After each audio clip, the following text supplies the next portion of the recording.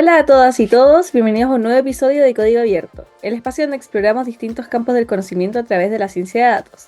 Aquí conversamos con expertos y expertas de diversas áreas para descubrir cómo el análisis de datos transforma nuestro mundo. Hoy tenemos una invitada muy especial, Bárbara Castillo, nutricionista titulada por la Universidad de Valparaíso, con un diplomado en nutrición infantil del Instituto de Nutrición y Tecnología de los Alimentos de la Universidad de Chile. Bárbara posee un magíster en bioestadística y actualmente se desempeña como docente y coordinadora de la asignatura de métodos estadísticos en ciencias ambientales dentro del programa de química ambiental de la Escuela de Ciencias Ambientales y Biotecnología. Bárbara, bienvenida y muchas gracias por acompañarnos hoy. Hola Claudia, gracias por la invitación. Comenzando con las preguntas, quiero ir al grano. ¿Qué tan difícil ha sido para ti como mujer insertarte en este mundo del análisis de datos? Un mundo que ya sabemos que es bien masculino, por lo que hemos entendido con otras participantes.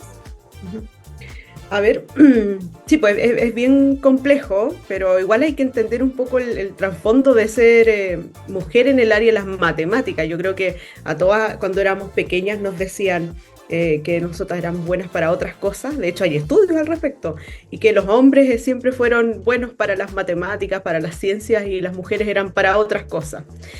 Por lo tanto, yo creo que es algo que uno como mujer siempre lo ha vivido, ¿ya? Mi formación inicial, previo a la estadística y la ciencia de datos, es nutrición. Por lo tanto, también en el área de la salud se produce esto de la jerarquía, y dentro también de la jerarquía usualmente los varones son los que como que se les presta mucho más atención. Igual en nutrición somos muchas mujeres, por lo tanto tenemos harto más mujeres que hombres. Y cuando de repente de nutrición me pasé al área de la ciencia de datos, de bioestadística, uno se da cuenta también que, o ahí a uno le pega nuevamente ese portazo o esa realidad de que, claro, hay mucho más hombres. Muchas veces uno siente como hasta el día de hoy yo lo siento, este síndrome del impostor.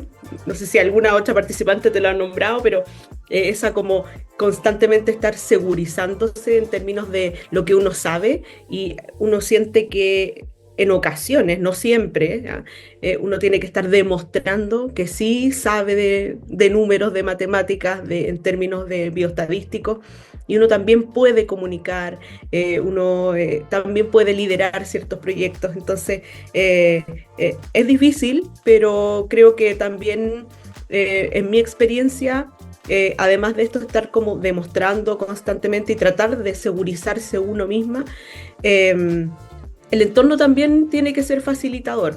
No sé, en el magíster hay profesoras que, claro, a uno lo empoderan mucho más, o hasta mismos, ahora que son colegas, también son como aliados hombres que te ayudan un poco a sobrellevar esta inseguridad o a segurizarla a uno. Yo hasta el día de hoy tengo una excelente relación con mi tutor, que ahora ya no es mi tutor, sino que lo llamo amigo, y un compañero del magíster, que nosotros éramos muy poquito, así que también ahí uno tiene esos aliados hombres, que finalmente ahí uno se va segurizando y se va dando cuenta que uno no está mal, y ese síndrome del impostor va y vuelve, pero siempre está ahí. Pero yo creo que es algo que todas las mujeres estamos no sé si acostumbradas, pero sí, yo creo que está quizás normalizado. Claro, creo que escuché a otra participante hablando del síndrome del impostor, que es algo que está muy presente, en especial, como dijiste, como a nosotras como mujeres. Mm. Pero qué bueno que igual no ha sido tan terrible este tema, que no has sufrido ningún problema o algo así. No que uno no pueda sobrellevarlo, o sea, cosas pequeñas que uno se da cuenta, ciertas sutilezas, como temas puntuales que ya una vez me preguntaron algo a mí, y para corroborar lo que yo había dicho le preguntaron a otra persona, obviamente de sexo masculino, y yo estaba ahí cuando le estaban preguntando, sin la persona que supiera. Entonces ahí uno se da cuenta, chuta, esto no debe ser la primera vez, me preguntan algo a mí y corroboran de lo que yo digo. Pero bueno, yo creo que es un tema también cultural. Hay que quizás, no sé si aceptarlo, tratar de, no sé, es difícil la experiencia de mujer en la ciencia de los datos. Claro. ¿Qué es lo que hay que hacer? Yo creo que lo que se puede hacer es quizás visibilizar mucho más lo que uno hace. Cuesta, porque en mi escenario a mí me da vergüenza estar diciendo, oh, yo estoy haciendo esto, esto, otro. Pero creo que hay que tratar de hacerlo, visibilizar lo que uno hace y también segurizarse. Yo creo que eso es una de las cosas más importantes. Perfecto. Ahora, si nos metemos en el tema de tus estudios, ¿tú partiste estudiando nutrición? Sí, yo estudié hace muchos años nutrición en la Universidad de Valparaíso. De ahí bueno, desde que egresé empecé a trabajar con niños, por eso tengo este diplomado y tengo diversos cursos en el tema de la nutrición infantil. Eh, y claro, cuando ya estaba estudiando nutrición, o sea, ya estaba trabajando con niños, ahí me empecé a como a subespecializar en el área de las alergias alimentarias, que también está muy en boga actualmente, ¿ya? Eh, y ahí como, bueno, hasta en la actualidad no hay muchos estudios al respecto, ¿ya? En términos de la prevalencia, acá en Chile hay muy poco estudio de prevalencia, habían pocos estudios de tratamiento, por lo tanto, finalmente cuando yo empecé a trabajar con las alergias alimentarias hace varios años atrás, em, tenía que estudiar mucho de papers, tenía que estudiar mucho de literatura de otros lados. Y ahí es donde empezó a picar un poco el bichito de poder estudiar bioestadística primero. Eh, y era porque había muchos estudios que yo no entendía la parte estadística. Entonces, como que trataba de entender y no lo lograba. Y ahí es donde me empezaba a hacer muchas preguntas. ¿Y por qué hicieron esto estadístico? ¿Estará bien eso que hicieron? O las metodologías de estudio, los diseños de estudio. Entonces ahí uno siempre me empezaba a preguntar y con el tiempo, obviamente, ahí ya uno no puede seguir estudiando tanto curso, tantos diplomados, y ahí uno toma el segundo paso que dice, ya, hay que tomar un grado, un grado, un posgrado, y en ese caso, en mi caso, era hacer un magíster. Empecé a buscar magíster y claro, está el magíster de nutrición, que es muy famoso acá en Chile, el del INTA. eh, Ahí quedé, de hecho fue el primer día de clase y ahí dije, no, no quiero hacer esto, que esto es como seguir estudiando lo mismo. Y ahí dije, ya, voy a estudiar otra cosa. Tengo un conocido que él tiene un magíster en bioestadística y le empecé a preguntar y ahí fue como, mira, sí, me interesa. Postulé y afortunadamente me aceptaron dentro de esta postulación y ahí es donde desde la nutrición me fui pasando a la estadística, porque básicamente no entendía los papers que estaba leyendo, ¿no? Y, pero ¿qué, así si me lo pudieras decir con tus palabras, qué es la bioestadística como tal? Claro, suena lógico, ¿cierto?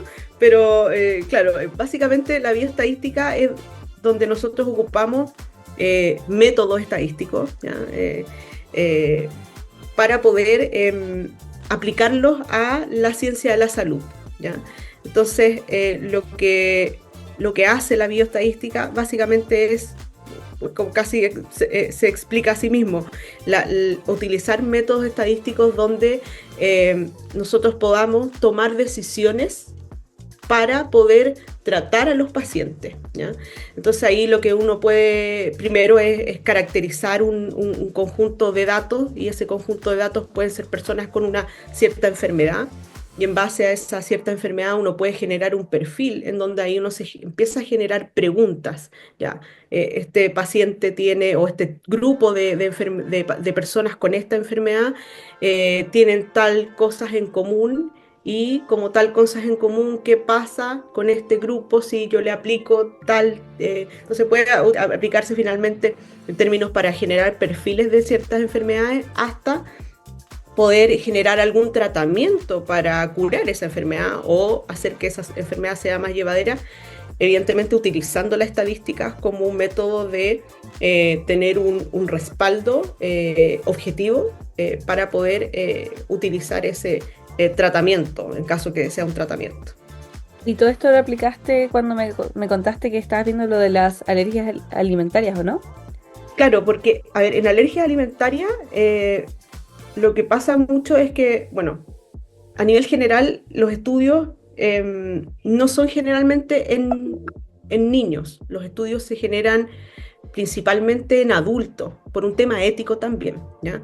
Eh, y de alergias alimentarias también es un tema muy reciente, por lo tanto uno no puede hacer ciertos experimentos en niños, porque sería casi una maldad tratar de inducir una reacción alérgica en un paciente, ¿cierto?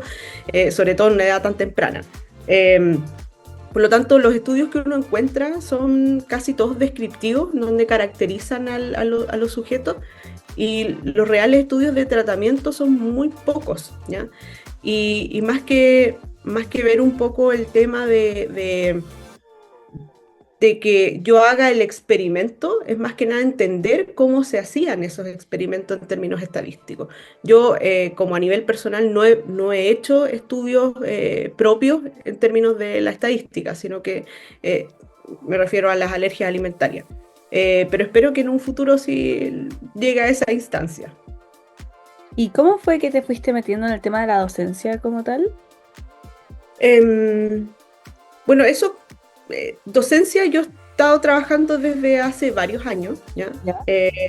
Yo egresé como nutricionista, después trabajé muchos años como nutricionista en el área clínica, en pacientes hospitalizados, viendo niños principalmente. Y después de eso en una universidad me invitaron ya a hacer clases de nutrición infantil, ¿ya? Entonces ahí partió el área de la docencia mío. Y ahí era como mitad de mi tiempo era docente del área de nutrición infantil y la otra mitad era nutricionista clínica en donde seguía viendo a mis pacientes en la consulta y todo, ¿ya? Y ahí es donde después, entre medio, empecé a estudiar bioestadística. Y ahora ya que soy bioestadístico, dejé de hacer principalmente estas clases de nutrición infantil y fue traslapando esto de las clases de nutrición infantil a nutrición en el área de estadística o bioestadística. Y, mm, y claro, ahora cuando hago clases de nutrición infantil solamente me invitan a hacer la clase de alergia y nada más, ¿ya? Pero antes estaba inmersa en un grupo, no teníamos una asignatura que tenía que hacerme cargo todo el semestre. Y ahora no, pues ahora me hago cargo de una asignatura, bueno, dos asignaturas de estadística, pero estadística solamente, ya no es nutrición. Y a ver, ¿qué tan complicado es realmente, así sinceramente, ¿Mm? el aprendizaje de la vida estadística como tal? Porque a simple vista para mí suena complicadísimo. Es súper difícil. Para mí estudiar bioestadística, el magíster, para mí fue un tremendo desafío. Ya. Fue muy difícil, fue desafiante. Sobre todo los primeros años o sea, los primeros años, el primer año del magíster, fue muy difícil para mí porque yo había salido hace muchos años de la universidad. Y en la universidad nosotros en nutrición nos enseñaron matemáticas y bioestadística el primer año de la universidad. Entonces, ya cuando uno egresa, uno hace yo hice mi tesis y claro, uno hace una parte pequeña de estadística y después no nos vemos más con la estadística hasta que me reencontré con ella leyendo paper. Entonces, cuando yo empecé a hacer el magíster, fue muy complicado el primer año. Porque teníamos matemáticas y no era matemática simple, sino que era una matemática bastante avanzada. Estábamos hablando de cálculo multivariado y es algo que yo ni siquiera en la universidad había visto. Entonces, para mí el primer año fue muy, muy complejo. Fue el año donde creo que fueron las horas que menos dormí en mi vida. Yo de haber dormido un promedio de 3 horas diarias, porque terminaban las clases y tenía que estudiar, porque no habían cosas que yo no entendía, y no entendía porque mi background era muy alejado en tiempo y además no era bueno. Entonces, no era algo que estaba trabajando constantemente y sí, fue muy difícil. Pero yo creo que el grupo que teníamos de curso, bueno, que entre paréntesis, el curso de nosotros partimos 6 en el magíster y finalmente terminamos 3 solamente. Y de los 3 egresamos, o sea, nos graduamos solamente 2. Entonces, cuando quedábamos 3, nos juntábamos todos los lunes, me acuerdo, en la noche a resolver o mostrarnos cómo habíamos hecho los ejercicios matemáticos para poder entenderlos y para poder ayudarnos. Y sí, fue muy desafiante al principio, pero a medida que uno va, uno entiende como los procesos docentes, tiene que ser así, porque realmente tú tienes que entender la base matemática de la bioestadística o de la estadística en general para poder ir construyendo más conocimiento. Entonces, claramente yo no voy a entender bien un modelo o lo que, un modelo estadístico o algún tipo de aplicación de quizás de Machine Learning si no tengo la base de entender desde dónde viene, ¿ya? Y una de las cosas súper buenas del magíster que yo estudié ahí en la Chile es que te enseñan a que tú solo vayas entendiendo la parte matemática, como es tan sólida. Después, cualquier modelo que tú encuentres que no hayas pasado en el magíster, porque me ha tocado que he tenido que trabajar con modelos que vimos muy superficialmente en el magíster, que tengo que profundizar en ello, y la parte matemática me ayudó mucho para poder entenderlo. Es como, ya, ahora me hace mucho más sentido. Entonces, es bien interesante, es muy desafiante, es difícil, pero creo que ahora que uno lo ve en retrospectiva, en el momento era lo único que uno quería era llorar de que no entendía las matemáticas, pero actualmente se agradece porque, claro, cualquier modelo uno va a ser capaz de entender sus bases, dado eso. ¿Y cómo fue que nace esta relación entre lo que es la nutrición como tal y el análisis de datos? Porque a simple vista igual yo no me hubiera imaginado que estaban conectados, como me ha pasado en otras entrevistas con geógrafos, que ¿Mm? uno no se imagina que está conectado hasta que te cuentan como qué relación existe. Claro, bueno, varias. Por ejemplo, uno puede con un conjunto de datos de un grupo de personas establecer relaciones, primero generar un perfil, desde hasta cuántas calorías consume esa persona, qué tipo de alimentos consume, y eso uno los puede correlacionar con su nivel socioeconómico, por ejemplo. Uno lo puede correlacionar con la edad, el sexo, y finalmente te empiezas a dar cuenta que un nivel socioeconómico probablemente va a tener en común que consumen ciertos grupos de alimentos, ¿ya? Y otro nivel socioeconómico que consume otro grupo de alimentos. Entonces finalmente tú te das cuenta que a través de los mismos datos te van contando una historia, ¿ya? Ahora estoy trabajando como asesor estadístico en un proyecto en donde se hizo una relación entre los adultos mayores que trabajan que viven en áreas rurales y urbanas, y uno se da cuenta de las diferencias que tienen entre unos y otros. Y te das cuenta que a nivel espacial, y ahora haciendo como una conexión hasta con esto de la geografía, se evalúa ahí los puntos donde ellos van a comprar. Y si esos puntos, por ejemplo, un punto puede ser un supermercado, un mini market, una feria, y cada uno de esos puntos puede tener quizás algún tipo de grupos de alimentos que presentan más por sobre otros. La feria principalmente va a presentar más frutas, más verduras, por lo tanto lo vamos a considerar como que es un punto mucho más saludable que un mini market que va a tener más galletas o más los alimentos que consideramos no saludables. Entonces ahí se evaluó la distancia que estaba desde el sujeto a estos puntos, ya sean saludables o no saludables, y se evaluó su estado nutricional, por ejemplo. Entonces, quienes tengan un estado nutricional como de sobrepeso, obesidad, quizás los puntos donde iban a comprar más constantemente eran puntos evaluados como no saludables. Entonces ahí tú te das cuenta como los mismos datos geográficos, datos simples de solamente su edad, su sexo, dónde viven, nos pueden entregar información súper gratificante, o quizás no gratificante, pero importante en términos de cómo viven, cómo comen, cómo compran. y ahí generar, ojalá a futuro, ciertas políticas públicas en donde puedan ayudar a los entornos alimentarios de estas personas, ¿ya? O, por ejemplo, eso también se puede aplicar en un niño, pensar en un niño, dónde vive, dónde va a jugar, cuántos parques tiene alrededor. Entonces ahí estamos hablando de varios elementos que se pueden estudiar y eventualmente generar alguna política pública que le ayude a la misma familia a que las personas tengamos una mejor calidad de vida, porque finalmente tener una enfermedad a raíz de un estado nutricional genera una mala calidad de vida. Entonces la idea siempre es que en términos de salud pública siempre vaya mejorando la calidad de vida de las personas, de ya el rango etario que sea, ya niño, adulto mayor, personas sanas o personas que están jóvenes como nosotros que estamos trabajando.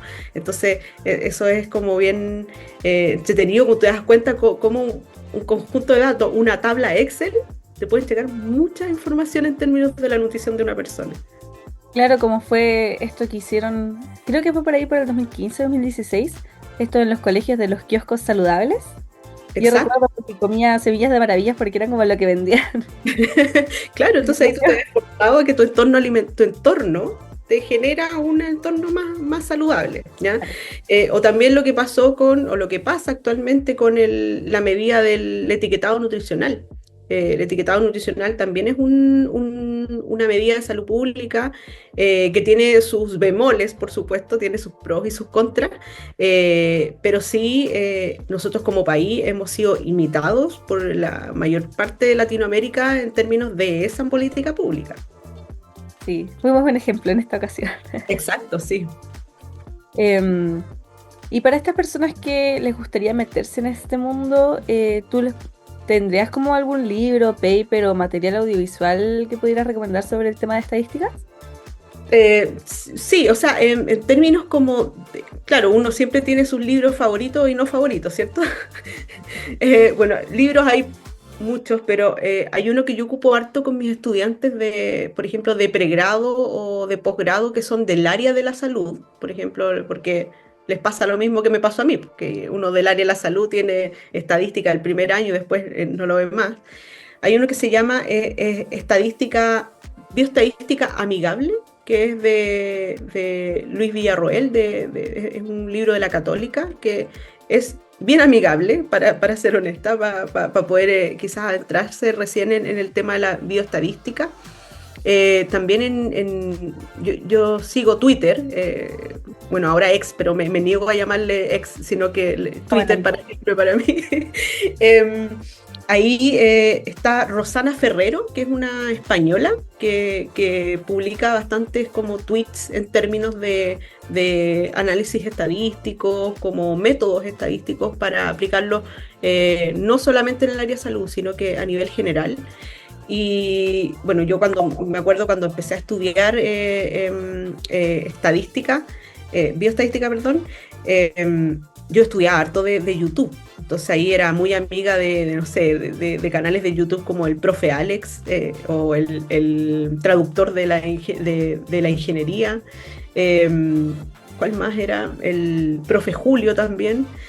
Y también como ya estadística mucho más al hueso como mucho como la parte matemática de las estadísticas, estudiamos nosotros harto a Luis Rincón, ¿ya? Que es un mexicano. Y ahí, bueno, YouTube, en realidad hay varios profesores que como en su tiempo libre publican como explicaciones en términos de estadística. A mí ojalá me gustaría lograrlo, tener el tiempo para poder hacerlo, porque muchas veces es bueno que el estudiante tenga otra forma de ver la estadística que no sea solamente uno explicando, haciendo la clase expositiva en la sala, sino que también pueda ver un video que lo pueda repetir 10.000 veces si quiere hasta que lo entienda. Y para análisis de datos, bueno, que yo trabajo con R y RStudio. Ahí, bueno, hay cursos estos clásicos como de Coursera que tú puedes estudiar introducción a R o cosas así. Spatial Lab también tiene un curso que es de introducción a R. Y bueno, ahí en realidad hay como que esos son los que se me vienen ahora en la cabeza. Sí, no, por ahora podría quizás, debería haber estudiado más esa parte. Pero ya creo que con lo que nos dijiste, ahí tenemos hartas cosas para ir estudiando. ¿Y qué consejos le darías a las personas que todavía no se atreven a dar este paso para meterse al mundo del análisis de datos? Primero perderle el miedo, ¿ya? Yo creo que una de las cosas que todo el mundo tiene cuando, bueno, yo me acuerdo cuando contaba que estaba estudiando el magíster en bioestadística, todos me arrugaban la nariz, así como, pero yo creo que primero es perderle el miedo. Eh, obviamente pensar, pues, estudiar un poquito, o sea, no estudiar, sino que como averiguar un poco en qué consiste, ¿ya? Porque quizás alguien solamente por decir, no, es que yo hago ciencia de datos, quiere hacerlo por casi, no sé si por moda o qué, pero quizás entender un poco qué es lo que es, ¿ya? Perder el miedo, saber en qué consiste la ciencia de datos, ¿ya? Y, y atreverse, finalmente yo creo que primero lo que se puede hacer es buscar videos de YouTube, ver en qué consiste, y una vez si es algo que tú estás buscando, ahí empezar a tomar cursos, ¿ya?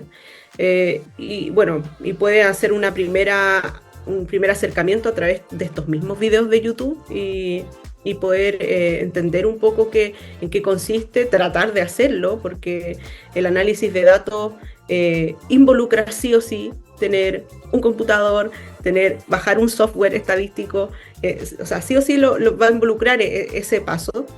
También ver si te interesa, porque quizás hay alguien que realmente no lo mío con el software no va, pero quizás a otras personas sí. Después, claro, empezar a hacer cursos y si es que ya te interesa profundizar aún más, ahí lograr quizás hacer algún magíster en estadística o en bioestadística si te interesa aplicarlos en el área de la salud. Bueno, Bárbara, ha sido un verdadero gusto y muchísimas gracias por acompañarnos el día de hoy en el episodio. Gracias a ustedes por la invitación, gracias a ti, Claudia. Fue muy agradable haber conversado contigo, así que de verdad agradezco mucho la invitación. Y espero que, bueno, las personas que lo estén viendo se entusiasmen con el tema de la ciencia de los datos, si es que les gusta, por supuesto, y que después se dediquen quizás, ojalá, a la estadística o bioestadística. Y te agradecemos mucho a ti por compartir tu experiencia y conocimientos con nosotros hoy día. Para mí, para mí un gusto. No, demasiado interesante todo el tema de lo que hablamos.